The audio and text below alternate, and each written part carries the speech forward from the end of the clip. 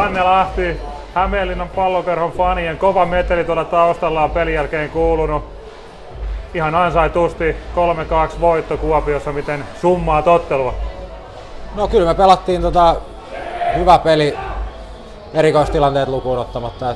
YVkin oli hyvää nyt, niin kuin oli viime pelissäkin, että saatiin luotua hyvä määrä paikkoja, mutta se ei nyt oikein tällä hetkellä pompi meille vaan.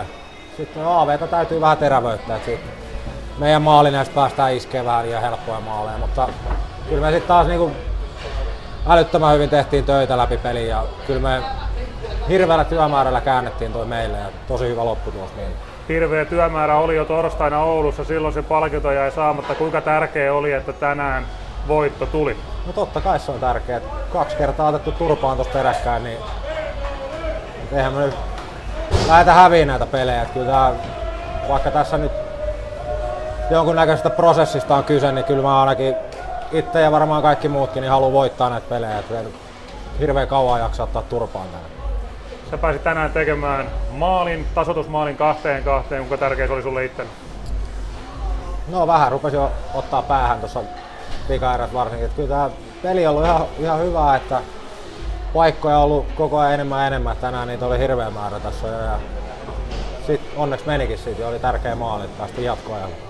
Sun kanssa käytiin jo S-pelin jälkeen vähän sitä ylivoimaa läpi ja eihän sitä oikein voi olla sinne käymättä, koska 1 maali on ylivoimalla tällä kaudella tullut, siellä on melkein 50 minuuttia ylivoima-aikaa ollut. Se on tosiaan ollut 2 peliä ihan ok, että siinä on paikkaa, mutta mistä se tehottomuus sun mielestä johtuu?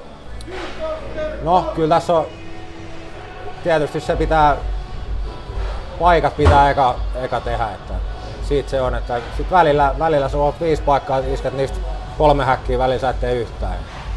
Ja kyllähän tässä nyt jonkun verran on sattumasta kyse, mutta sitten taas hirveällä työmäärällä ja sillä, että me luodaan niitä paikkoja, niin sitten sattuma rupeaa jossain vaiheessa olemaan vähän meidän puolella jo. Että täytyy vaan keskittyä siihen, että se YV paranee ja paikkoja tulee koko ajan, niin kyllä se rupeaa pomppimaan.